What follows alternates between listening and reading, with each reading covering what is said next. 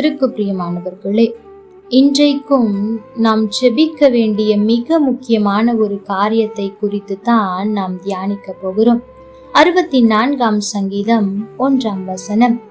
தேவனே, என் விண்ணப்பத்தில் என் சத்தத்தை கேட்டருளும், சத்ருவால் வரும் பயத்தை நீக்கி என் பிராணனை காத்தருளும். எனக்கு பிரியமான தேவ பிள்ளைகளே, தாவீது எத்தனையோ காரியத்திற்காய் ஜெபித்திருக்கிறார். ஆனால் இந்த காரியம் மிகவும் முக்கியமான ஒரு காரியம், நம் எல்லோருடைய வாழ்க்கையிலும் இருக்கும் ஒரு காரியம். இதற்காக அநேக நேரத்தில் நாம் ஜெபிப்பதே இல்லை. பாருங்கள், அது என்னவென்றால் பயம். ஆம், எனக்கு பிரியமான தேவ பிள்ளைகளே, இந்த வார்த்தையை கேட்கிற எத்தனை பேர் நான் எந்த பயமும் இல்லாமல் இருக்கிறேன் என்று சொல்லுவீர்கள்? அப்படி சொல்லுவீர்கள் என்றால் ஆண்டவருக்கு நன்றி சொல்லுங்கள். ஆனால் 99% பயத்தோடு தான் இருப்பார்கள். என் எதிர்காலத்தில் நான் என்ன ஆகுவேன் என்ற பயம் இருக்கும். இந்த மாதம் முழுவதும் நான் எப்படி நடத்த போகிறேன், பண பற்றாக்குறையா இருக்கிறதே என்ற பயம் இருக்கும். அதிலும் கல்வி ஆண்டின் துவக்க மாதமாயிருப்பதினால் கட்டணம் செலுத்த வேண்டும், சீருடை வாங்க வேண்டும் என்று எத்தனையோ தேவைகள் இருக்கும். இவற்றை நினைத்து நீங்கள் பயந்து கொண்டிருக்கலாம்.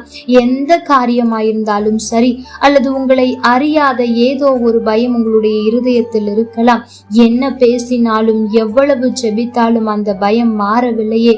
எதிர்காலத்தை குறித்த பயம், அல்லது என்ன காரணம் என்றே தெரியவில்லை, ஏதோ ஒரு பயம் மட்டும் எனக்குள்ளாய் இருக்கிறதே, அதனால் தூங்க முடியவில்லையே, நிம்மதியற்று கிடக்கிறேனே என்று இருப்பீர்கள் என்றால் உங்களுக்கு ஒரு சில காரியத்தை ஞாபகப்படுத்த விரும்புகிறேன். முதலாவது, நீ பயப்படாதே, நான் உன்னுடனே இருக்கிறேன் என்று ஒரு நாளும் உங்கள் கரத்தை பிடித்து சொல்லுகிற உன்னதமான தெய்வத்தை நீங்கள் ஆராதித்து கொண்டிருக்கிறீர்கள். அப்படி இருந்தும் கூட நம்மால் ஏன் சில நேரத்தில் பயப்படாமல் இருக்க முடிவதில்லை தெரியுமா? அதற்கு காரணம் நாம் அதற்காக ஜெபிப்பதே இல்லை. ஆனால் இங்கே தாவீது ஜெபித்தார். பாருங்கள், சத்ருவால் வருகிற பயத்தை நீக்கி என் பிராணனை காத்தருளும் என்று ஜெபிக்கிறார். தாவீது ஓடிக்கொண்டே இருக்கிறார், அநேகர் துரத்தி கொண்டே இருக்கிறார்கள். அப்படி என்றால் அவனுக்குள் எப்பேற்பட்ட பயம் இருந்திருக்கும் பாருங்கள். ஒவ்வொரு நாளும் கடக்கும் போது இன்றைக்கு நான் உயிரோடு இருந்து விட்டேனே என்ற எண்ணம் இருக்கும். அல்லது ஒவ்வொரு நாளும் விழிக்கும் போது ஆண்டவர் என்னை நேற்று காத்திருக்கிறாரே, இந்த நாள் நான் உயிரோடு இருப்பேனா என்று ஒரு விதமான பயம் இருந்திருக்கும். அவர் இதை சொல்லுகிறாரா என்று தெரியவில்லை. அவர் சொல்லுகிறார், ஆண்டவரே, சத்துருக்கள் என்னை துரத்தி கொண்டே இருக்கிறார்கள், ஓடிக்கொண்டே இருக்கிறேன், இதற்கு முடிவு இருக்கிறதா இல்லையா என்று தெரியவில்லை. ஆனால் என் சத்துருக்களை பார்க்கும் போது நான் பயந்து நடுங்கிவிடக் கூடாது, நீர் என் பிராணனை காப்பாற்றும் என்று அவர் ஜெபித்த இந்த ஜெபம்தான் அவரை காப்பாற்றினது. ஆம், எனக்கு பிரியமான தேவ பிள்ளைகளே, ஆகவேதான் அவர் சொல்லுகிறார், கர்த்தர் என் பட்சத்தில் இருக்கும் போது மனுஷன் எனக்கு என்ன செய்வான் என்று. எனக்கு பிரியமான தேவ பிள்ளைகளே, இன்றைக்கு நீங்களும் ஆண்டவரிடத்தில் இந்த ஜெபத்தை செய்யுங்கள். ஆண்டவர் என்னுடைய எல்லா பயத்தையும் நீக்கி போடும் என்று.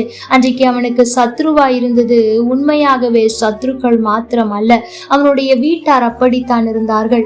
அவர்கள் நீங்கள் எந்த காரியத்தை குறித்து பயந்து கொண்டிருக்கிறீர்களோ அந்த காரியத்தை ஆண்டவரிடத்தில் கொடுத்து சொல்லுங்கள். ஆண்டவரே, இந்த காரியம் என்னை மிகவும் பயமுறுத்தி கொண்டிருக்கிறது, இந்த வியாதி என்னை மிகவும் பயமுறுத்தி கொண்டிருக்கிறது, இந்த கடன் பிரச்சனை அல்லது சில மனிதர்கள் என்னை மிகவும் பயமுறுத்தி கொண்டிருக்கிறார்கள். அது சூழ்நிலையாய் கூட இருக்கலாம். ஆனாலும் ஆண்டவரிடத்தில் அறிக்கையிடுங்கள், என் பயத்தை நீக்கி என் பிராணனை காத்தருளும் ஆண்டவரே என்று ஜெபியுங்கள்.